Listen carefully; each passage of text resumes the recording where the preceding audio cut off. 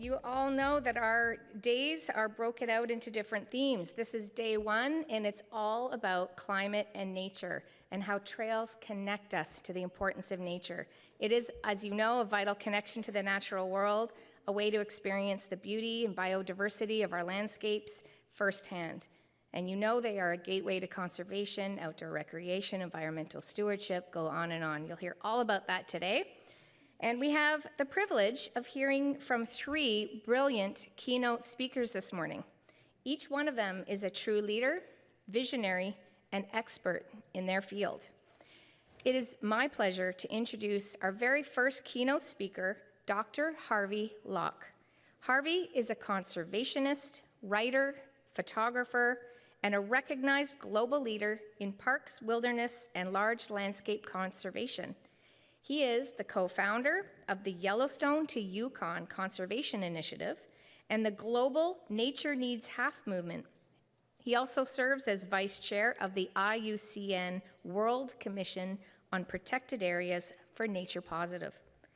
He is named one of Canada's leaders for the 21st century by Time magazine. Harvey received the Fred M. Packard International Parks Merit Award at the IUCN World Parks Congress in Australia. Wow, wonderful. Please join me in welcoming Dr. Harvey Locke to the stage.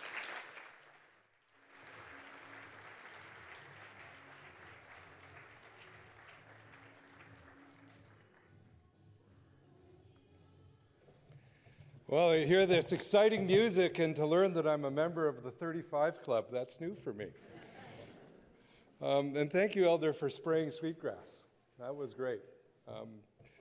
I come from the West, and sweetgrass grows out where I live, and it's a wonderful memory of it. My goal is not to repeat the wonderful arguments that have already been cataloged. For example, Jackie laid out all the good reasons why we should care about trails and why trails are relevant to nature. And what I thought I would do is take these few minutes with you to talk about the idea of trails and what it means to be talking about trails at this time in the 21st century. Everybody knows this is a challenging time. Everybody knows that things feel a bit funny. And yet, the world is still very beautiful. So how do we think about ourselves in these circumstances? What should we do? I include we in your discussion, not because I can take any credit for having done anything wonderful with trails, but I'm a big trail user. I live in Banff National Park in Western Canada. My idea of a good time is to go hiking. My wife and I backpack at home for holidays. I travel a great deal. I'll be next week I'll be in Australia, then New Zealand, then Colombia, and I was in the US last week. So it's really very grounding for me to walk and to be in nature and in place. And for me, a trail starts the minute I'm on it. It's not where it goes, it's where it is. It is a place that when the minute you start on a trail, you're there. You've reached your destination. And I like to think that that can help us think about how we all ought to think about the world in the 21st century. Folks probably know that the southern third of the Appalachian Trail right now is impassable because of Hurricane Helene. I understand some delegates from the Appalachian Trail Conservancy couldn't come because they're literally unable to leave their community because of the horrific nature of this climate change exacerbated storm. If you wanted to go hiking in Austria in September, you had a problem because they had, this much snow in September on account of that great storm Boris that came out of the Mediterranean, which was 5 degrees hotter than it should have been normally in the summer, and it turned into this super intense storm that dumped an enormous amount of rain in Italy, Austria, and other countries in Central Europe. So this is actually happening on real time. It's happening now. It's not a future concern, it's an actual concern. So how do we think about that? Well, first thing, the exciting thing is, I was listening to all of you this morning. And I've been a tree hugger, nature conservationist for 40 years. And often you come into a room like this and you say, okay, how do I tell this audience in some way they can hear me well, why it's important for them to think about nature. Well, it's your theme. Wow! Fantastic, you're already there. That's what we're talking about. And it's absolutely wonderful that you're already there. And I would invite you to think about how the rest of society can get there with you through the vehicle of your trails. Because we really do need to realize something that always happens when we have an Indigenous opening, which is a wonderful thing, it's a real tradition now in Canada, is to ground us in place and ground us in a culture of place. One of the interesting things about Ottawa is it really embodies something more than all the wonderful benefits that the fellow from Ottawa Tourism said earlier. Ottawa is a place you can paddle to from any place in the country. Now think about that. This is something historian John Jennings pointed out. You could actually paddle to Ottawa from anywhere in Canada with a very brief portage to a few carryover watersheds. And it's because our rivers run east-west. And it's quite remarkable when you think about how much that makes this a central place for us as Canadians. And deeper than that, this is also something John pointed out, Canada was founded on our rivers. And the means of that was the canoe. And the canoe is an Indigenous technology, without which we would not have Canada. The French used them, the English used them, I use them, people still use them, but it was a wonderful, super lightweight technological innovation by the first people of North America. And I think as we look at the 21st century, there's a lot more that we need to remember about Indigenous worldviews, a holistic worldview, the idea that we're one species among many sharing the world with the rest of life, that we're not in charge, that we're not the managers of this place, that we're actually a fellow traveler with the rest of life. That can help all of us, everyone in this room, imagine what the future ought to be. For me, that's reconciliation more than an apology. Reconciliation is, wow, we've got something to learn here. We can think about what the future ought to be, remembering this. And interestingly, you know, because I'm a member of this new 35 Club, it's fascinating. The only minds that think about time and that think about life and think about travel even as from point A to point B is the Western mind. The Hindu mind, the ancient Chinese mind, the African mind, the Indigenous mind, all think in terms of life as a circle and as a community and as a place where you live as part of something bigger than us. And if you look like me, I'm a Westerner obviously, if you go back to pre-Roman times, we used to see the world that way too. And imagine thinking about that now in the 21st century, how we are part of the community of life. How when we travel on a trail, we're rediscovering what it is to be human. We're rediscovering that, in fact, we are Homo habilis originally, and then we became Homo sapiens, not so wise all the time, but Homo sapiens nonetheless, that we're on a journey with the rest of life at all times. And, you know, yesterday I had fun talking to Mathieu about, you know, how we think about trails and conservation and some of the challenges. And, you know, what about the trade-offs? And, you know, people want to walk in natural places, and does that do harm? I think we've got a way through all of that really simply. If we remember that it's about the journey in nature and being part of nature, then the decisions you would make about trail alignments would work with the landscape. You wouldn't impose yourself on it. You would think about how it all works together, how it works organically, and you would respect automatically the need to have certain places not heavily traveled because they're breeding areas or because they're places where there's very few living examples of that particular species left in the world. It's not a trade-off. It's actually benefiting that which you get from your trail. And I think we need to reimagine all these things away from trade-offs to embeddedness. To how do we imagine ourselves as part of this wonderful, thriving planet that has given us a place to be miraculously in this grand universe, and that a trail is a vehicle for us to remember our place in this wonderful, beautiful world.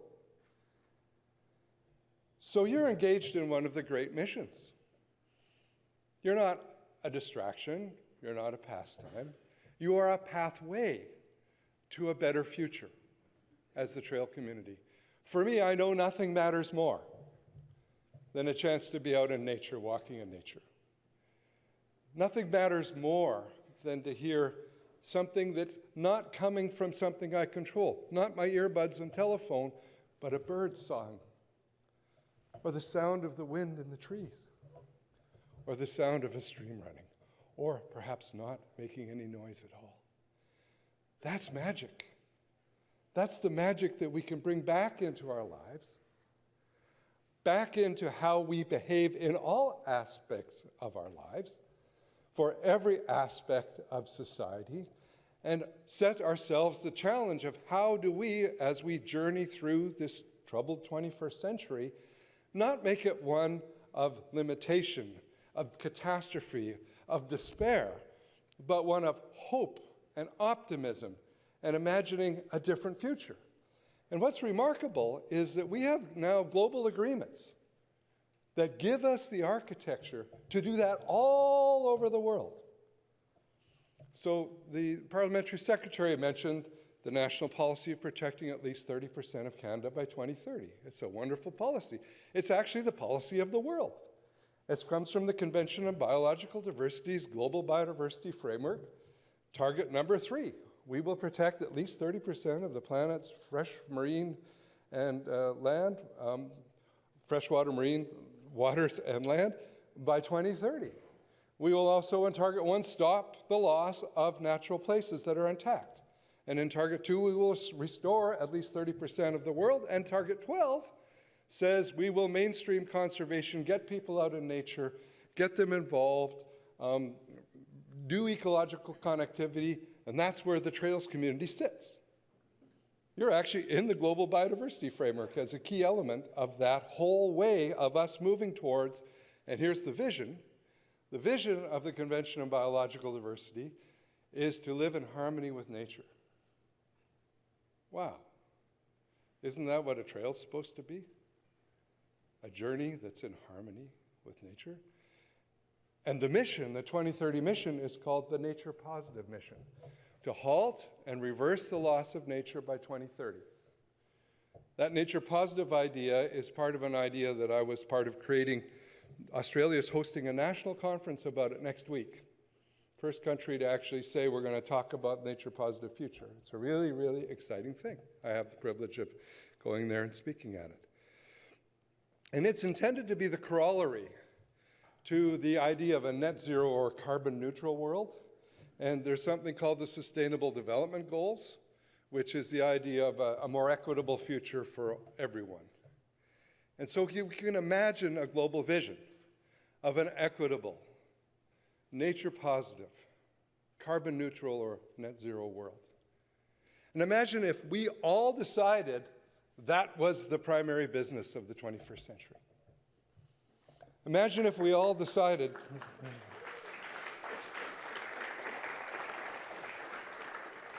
imagine if everything we did every day was about how we can do that. And why is that important, apart from it makes me feel like there's hope? Someone said, I wish I could quote them because they deserve the credit, that the job of every generation is to give hope to the next generation. What my generation has done, so I'm on the tag end of the baby boom. I was born in 1959.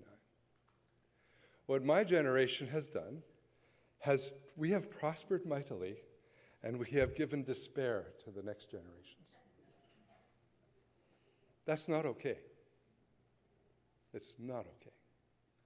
We have a responsibility to make that different. We have a responsibility, and the people who are, everyone alive today has a responsibility to the future. A future of hope, a future of optimism, not of despair.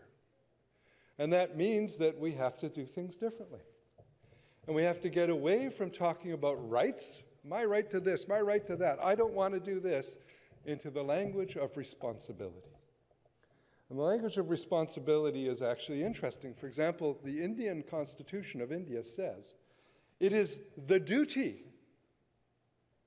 not the right, the duty of every citizen of India to safeguard the forests, rivers, and wildlife of India. That's remarkable. When I talk to Indigenous leaders, and I'm very fortunate to have had a lot of exposure to some of the great Indigenous thinkers in our country, they actually talk about responsibilities. They use the language of rights because that's what we understand. But they don't want rights in the sense of a competing interest. They want the opportunity to exercise the responsibility that they feel to the rest of life. Think about that. Imagine if all of us, Canada, everywhere in the world, return to the language of responsibility. I have a responsibility to my grandchildren. I have a responsibility to the other living things. I have a responsibility to my culture. Imagine how that would free us. It's not an impediment, it's a liberation. And imagine if we're talking about trails, as we are, to think about trails as this wonderfully empowering exercise of responsibility to nature. We get to go out in nature. We get her benefits, her good tidings, as John Muir said. We get to walk. We get to paddle. We get to breathe. We get to celebrate. We get to take our families, our community, on this journey with us. And let's make it a journey of hope in the 21st century. Let's imagine that we're on the trail now, that it's not a trail into a dark abyss, it's a trail into, as Churchill said, a bright green upland. This is what we can do. We can still do this. And I would say to you all, thank you for what you're doing, because what you do is part of a future that is full of hope and full of possibility. Happy trails, as the elder said.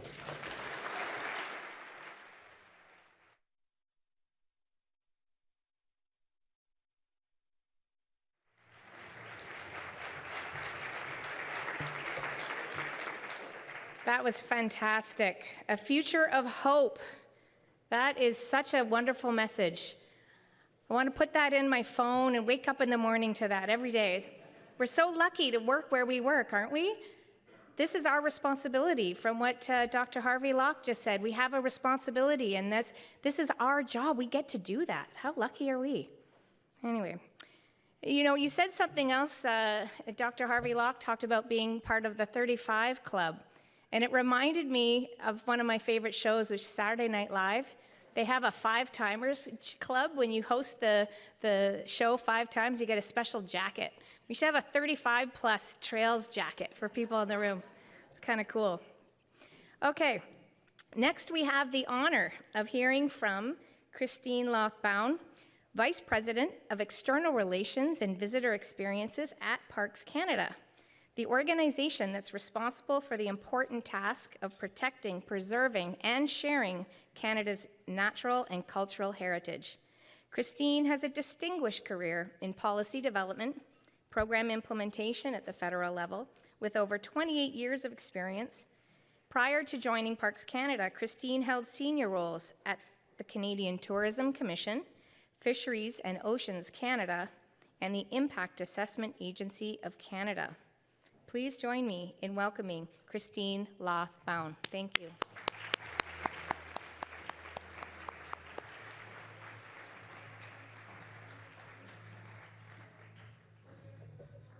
Thank you, Megan. Merci. And good morning, everyone. Welcome to Canada's capital, and I have the pleasure to be here to represent Parks Canada. And over the course of the next few days, you'll have the opportunity to meet some of my colleagues in a variety of different workshops and learn from some of their expertise and sharing over the course of the next few days. And thank you very much, Harvey, for your inspirational talk this morning. It's always a pleasure and a real privilege to be able to share the stage with you. So thank you so much. And Harvey's also a great partner of Parks Canada, and we appreciate his leadership very much. Before I begin, I also want to thank the elder for his words this morning and starting us off in a good way and acknowledging with respect that we are gathered on the traditional and unceded territory of the Algonquin and Anishinaabe peoples. I'd also like to congratulate my colleagues at Trans-Canada Trail for pulling off such a fantastic conference. 35 countries represented here. That's phenomenal, and I know that this was pulled together, in a reasonably short time, too. It's super impressive what you've been able to accomplish, so congratulations to all those involved. Parcs Canada est fier d'être un des contributeurs principaux dans la gestion de l'entretien du sentier Trans-Canada et nous sommes heureuses d'être commanditaires de cette conférence mondiale sur les sentiers. Founded in 1911, Parcs Canada is the first national park service in the world, and we welcome more than 24 million visitors, both domestic and international, to our parks and national historic sites each year. Parcs Canada protects more than 450,000 square kilometers of land, water, and ice. We pride ourselves on being a leader in conservation and a cornerstone of Canada's tourism industry, contributing significantly to the economies of communities across the country. We administer an extensive trail system. One of my colleagues likes to refer to it as the backbone of Parcs Canada. Over 8,000 kilometers of trails, enough to stretch from one end of the country to the other. These trails represent some of the most actively used infrastructure in our parks and national historic sites.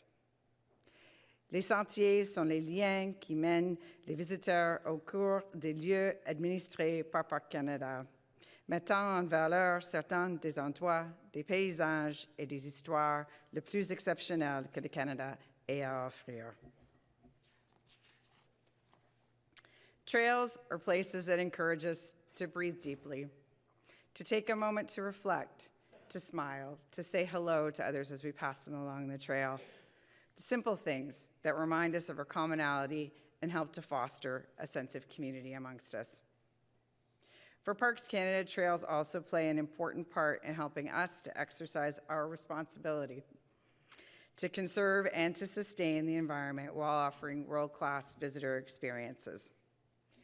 Nous avons des sentiers pour tout le monde et pour tous les intérêts, que ce soit pour une baladade tranquille ou une aventure en pleine nature. There are family-friendly trails offering a great introduction to the natural world for children and beginners.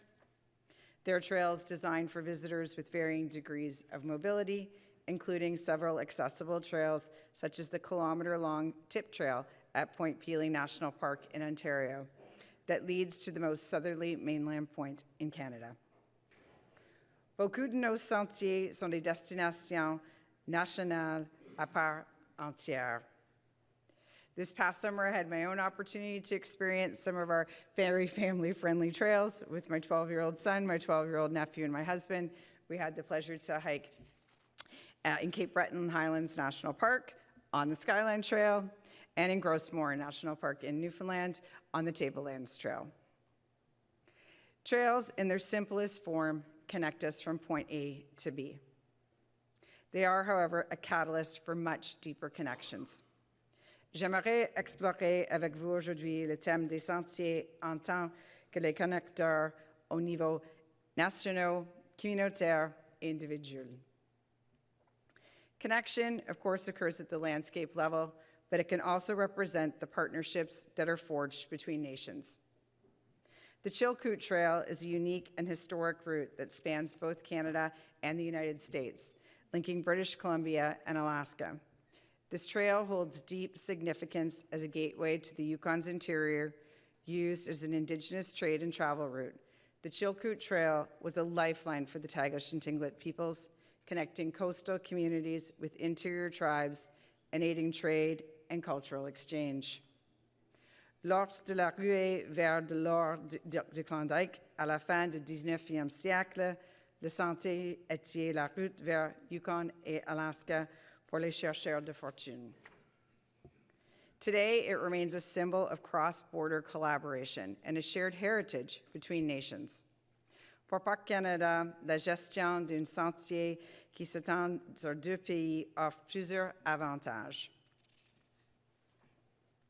It strengthens international cooperation, allowing for collaborative approach to balancing conservation and sustainable use. This partnership not only helps protect the trail's natural and cultural resources, but also enhances tourism by offering a seamless and enriched experience. Cette responsabilité partagée favorise la bonne volonté et renforce l'importance des efforts de conservation transfrontière, fait du sentier Chilkoot un exemple flamboyant de coopération internationale. The Continental Divide Trail is another exceptional example of a trail that transcends borders, running from Canada to the United States and extending over 5,000 kilometers through the Rocky Mountains. The northernmost section lies within Canada's Waterton Lakes National Park, and the southernmost section is in the U.S. Glacier National Park. This connectivity, celebrated through its designation as an International Peace Park, the first in the world, and as also a UNESCO World Heritage Site. Ce sentier international met en évidence l'engagement commun entre les deux pays à protéger certains des paysages et des écosystèmes uniques de l'Amérique du Nord. For Parks Canada, managing the Canadian portion of the trail not only conserves an important ecological corridor, but also provides further opportunities for cross-border collaboration on conservation. By working closely with U.S. agencies, Parks Canada ensures the trail offers a cohesive, world-class experience to hikers while fostering joint efforts in wildlife protection, trail maintenance, and sustainable tourism. Au niveau communautaire, les sentiers offrent à Parcs Canada l'occasion de se connecter directement avec les communautés locales et les partenaires autochtones.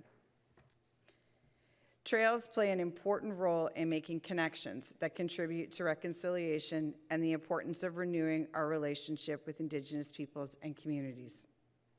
Indigenous guidance, engagement, and direct involvement is not just important, it's essential to the future of Parks Canada and to the trail system that we administer.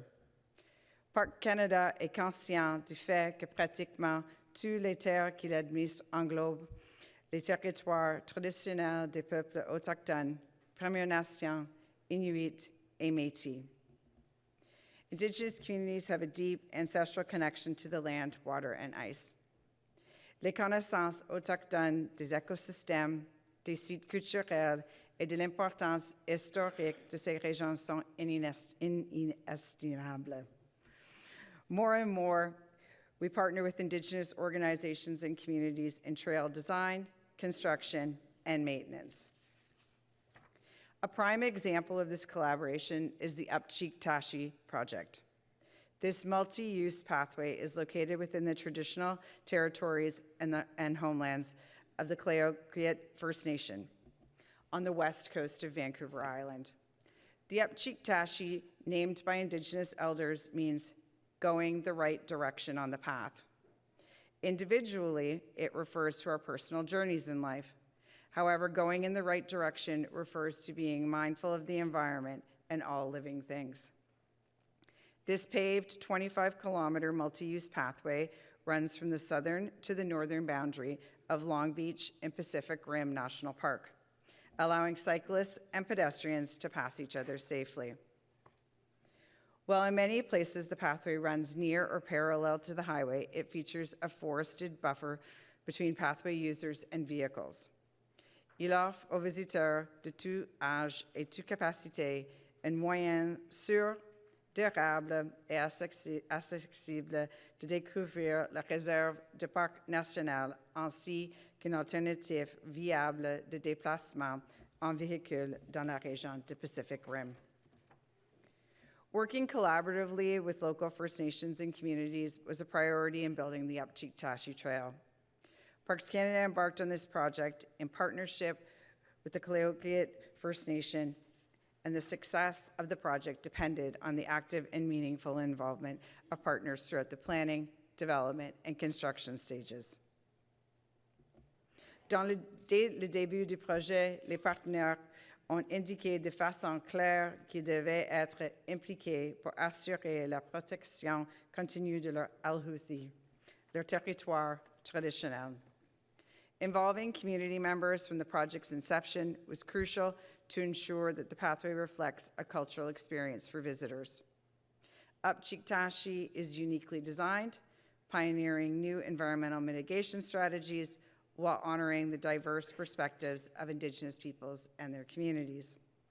Whether walking, running, or cycling, users experience a cultural welcome as they pass cedar-carved posts featuring wolf figures when entering the First Nations communities along the trail. Signage in Nuchalnith, English, and French encourages visitors to respect the traditional territories of those who live there and continue to do so. While this pathway offers a route to explore the region, Upchiktashi is about more than building a trail. It's about building respectful relationships and advancing reconciliation. It's about working together. In this way, Parks Canada is committed to going the right way on this path, co-developing and managing with Indigenous partners. Les sentiers offrent non seulement des avantages précieux aux communautés, mais ils ont également un impact très positif sur les individus. Trails offer exceptional recreational opportunities that provide enjoyment and pleasure while contributing to our physical and emotional well-being. They allow us to connect with nature and awaken our sense of adventure. Les sentiers aident à rassembler les gens à travers des expériences partagées en établissant des liens entre eux et avec diverses communautés. A powerful illustration of how trails can impact individuals comes from Wood Buffalo National Park, a UNESCO World Heritage Park located in Alberta, where students from a local junior high school alongside Indigenous partners participate in an immersive on-the-land program deep in the Peace Athabasca Delta. The highlight is a 14-kilometer hike into Sweetgrass Station, a journey that transforms the students. For many, it's their first experience hiking such a distance, packing their own gear, and disconnecting from technology. The physical challenge builds confidence, and the time in nature fosters personal growth, connection, and cultural learning. By the end of this trip, students not only take pride in their accomplishment, but also carry a deeper appreciation for the land and its traditions. The trail is the catalyst for this transformation, connecting them to themselves, each other, and the natural world. En conclusion, Parcs Canada continuera de développer des relations collaboratives pour s'assurer que les sentiers continuent de créer des liens, de respecter les sites culturels et de partager les récits de l'histoire naturelle et culturelle du Canada.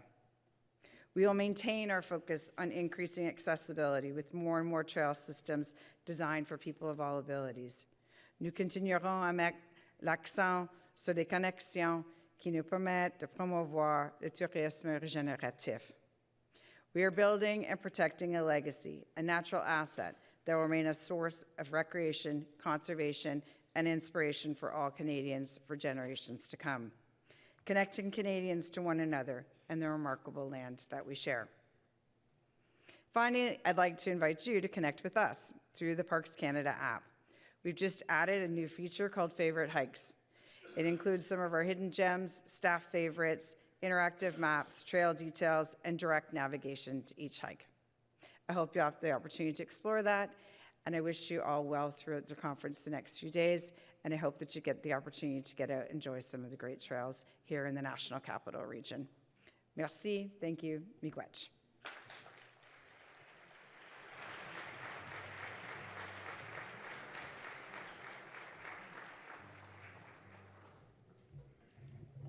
Thank you so much, Christine. Love seeing those photos, those beautiful parks that we have in Canada. How lucky are we? Thank you again so much for your remarks and being a wonderful partner, Parks Canada.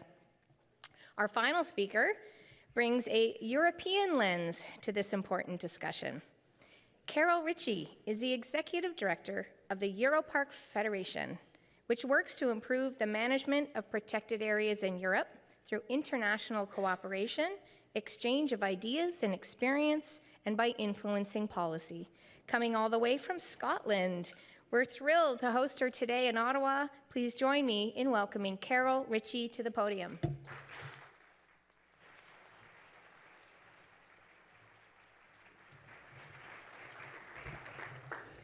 Thank you, and thank you, Elder, for the welcome to your land. I promise to be a respectful guest. But thank you too to the World Trails Network and to all for the invitation here. It's a privilege and a pleasure to be here. And I suspect also, as you can hear, my accent is going to be quite the challenge for the app. So I look forward to hearing what your translations actually are. So let me just get the technology in place. So good morning, bonjour à tous, guten Morgen, buenos dias, matin va. Greetings from Europe and from the EUROPARC Federation. Now I'll be speaking a bit more about our work in Europe lunchtime tomorrow, so I'll go into things a bit more detail then. But as I represent the parks and protected areas, I'll very much be looking at trails from our perspective. But for now, let's take a walk together to the wild side of Europe and explore the role of trails for climate and for nature, and hear some of the stories of the trailblazers there. I'm sure there's no need to repeat to this audience the twin crises of climate change and biodiversity loss. We see the impacts of climate change through the extreme weathers, more frequent storms, droughts and fires, and the impact on human health, not to mention on the economy too. But what does climate change sound like? Bernie Krause loved his local trails in Sonoma, California. And for 23 years, he began recording the sounds he enjoyed there in the same place, year on year. Thanks to him, we can travel back in time and hear what he heard. And I suggest you listen very carefully.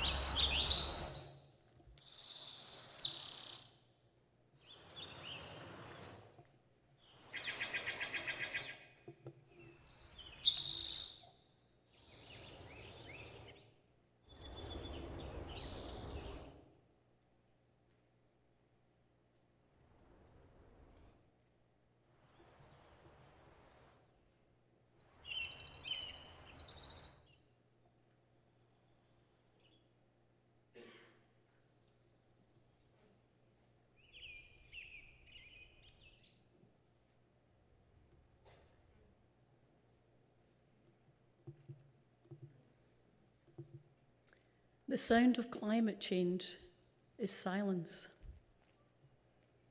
I hope that stopped you in your tracks.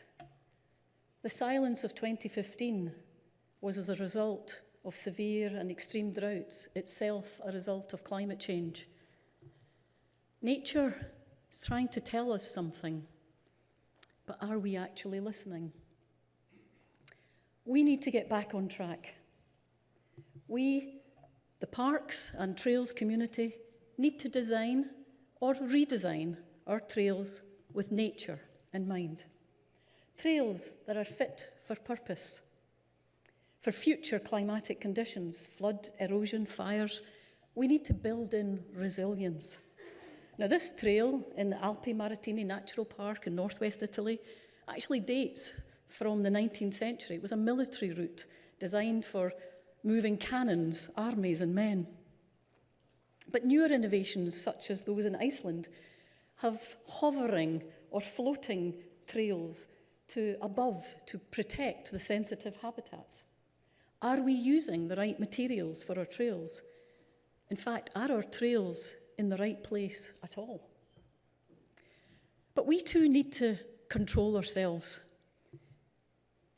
We need respectful restrictions sometimes, such as here in the Islas Atlánticas de Galicia in Spain, where once this was completely open access, now you need a pass, a ticket to get there, where we cap the visitor numbers in order to protect the infrastructure and, of course, the nature there.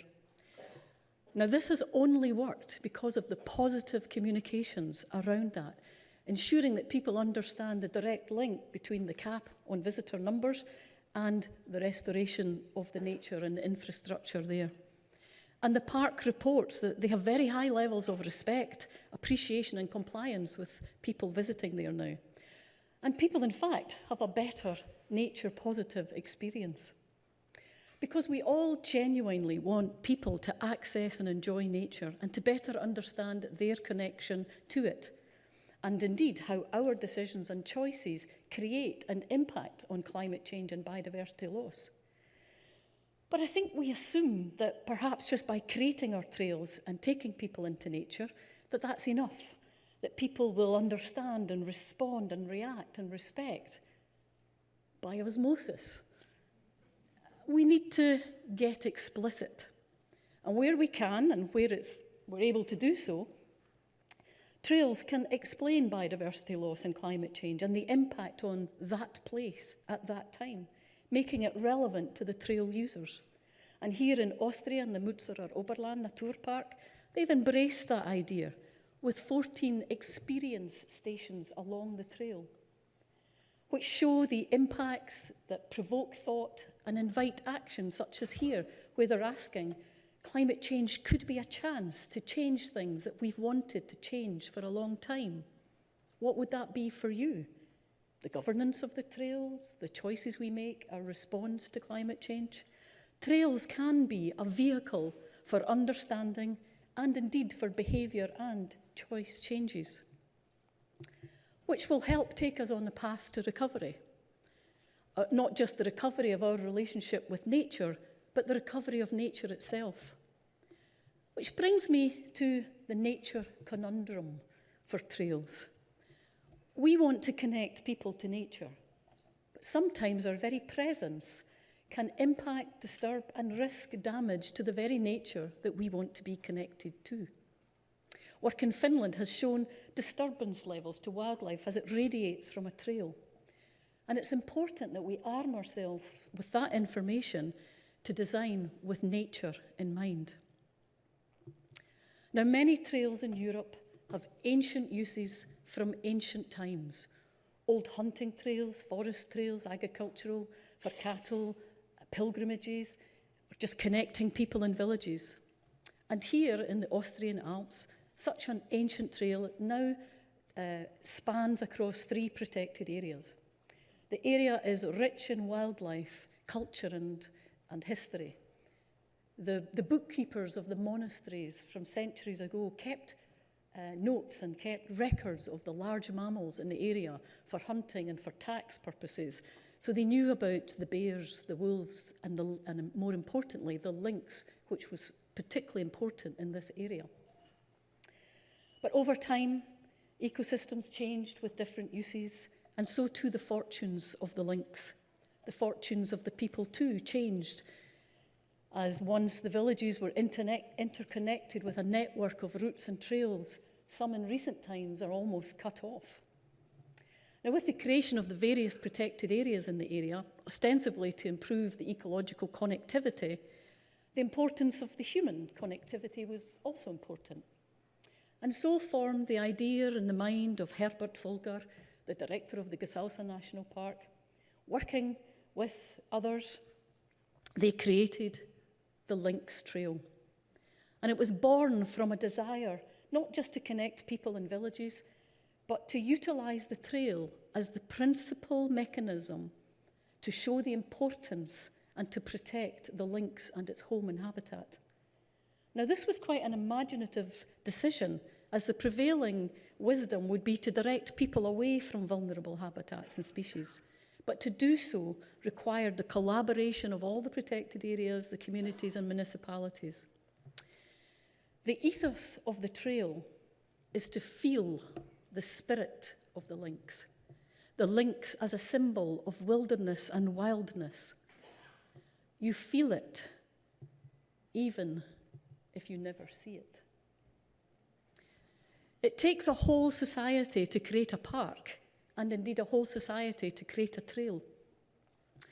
The villagers and other volunteers maintain this 220-kilometre trail, which you need a ticket to do so. And the money generated goes directly back into the habitat management for the protection of the lynx. So the descendants of who were once the hunters of the lynx have now become their guardians.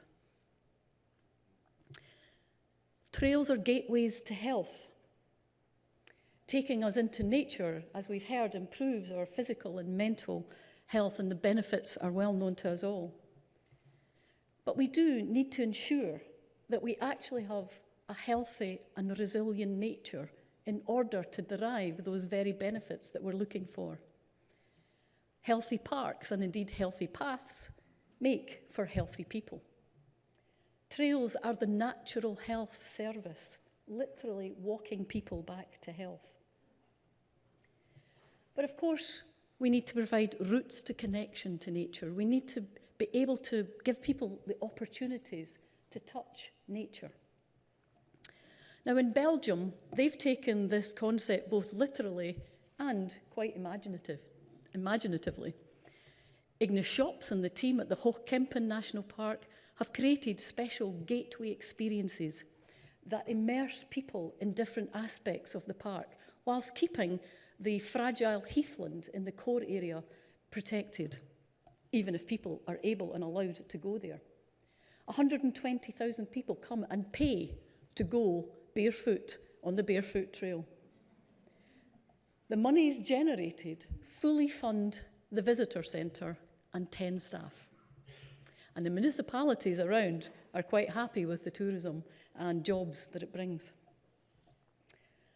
Trails also connect us with the stories from our past, even when those stories can sometimes be difficult and challenging, such as the famine roads in Ireland. But here in the Parc Naturel Régional de la Montagne de Reims, under the idyllic woodlands are different stories, stories that reveal where now the trees grow is the trenches of the First World War. And finally, trails are social places where people come together to enjoy each other's company in nature. And we all have a responsibility to ensure that everyone has that opportunity. But I do believe that the most important routes are the neural pathways of our mind. It is here that we will find new ways forward for trails, for climate change, and for nature. Here's a question for you. What do you think are the 7 most dangerous words in the English, or indeed any language? We have always done it that way. It's in the landscape of the mind that we need to look after, that we need to ensure a future for our trails, for our parks, and for our people. And I think one of the biggest challenges that we face isn't a lack of data or knowledge or evidence, it's shifting baseline syndrome. Shifting baseline syndrome is a shift in perception of what normal is understood to be. It's where we accept ever lower environmental standards. Now, our understanding of the environment is reliant on our memories, on our perception, or that inability to recall what once was, that intergenerational amnesia. We all have it to varying degrees, and that tolerance in society for degraded environments is feeding a general lack of environmental awareness and urgency. What we think is normal, our parents, or indeed our younger selves, would consider now degraded. If you're 50, or a bit over, and I'm sure that's hardly anybody in this room, from all the young faces I'm looking at, we've lost 60% of wildlife globally. There is less of everything, everywhere. What we now think is normal will in fact be seen as a better state of nature than that our children, or indeed grandchildren, will experience.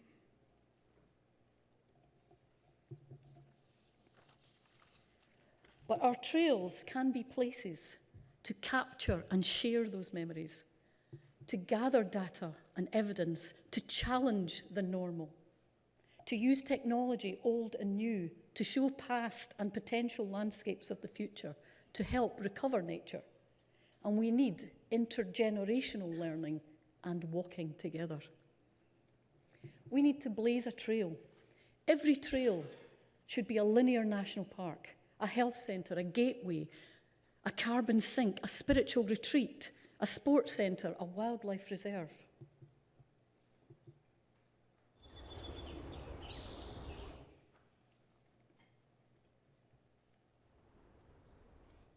We need to be afraid of the silence. But well-made, well-managed trails can bring the sound back.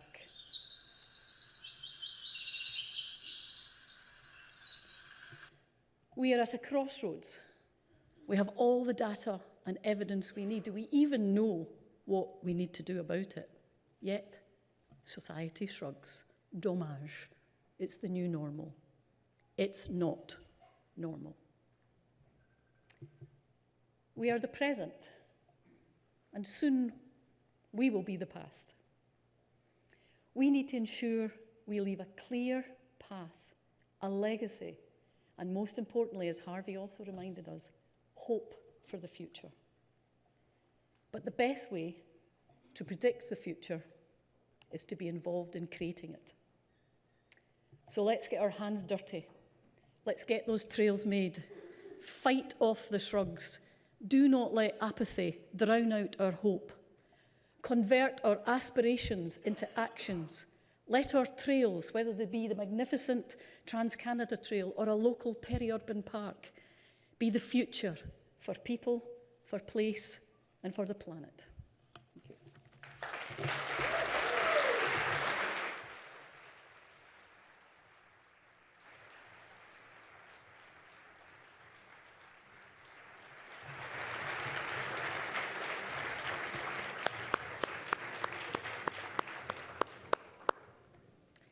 That was so inspirational. Thank you so very much.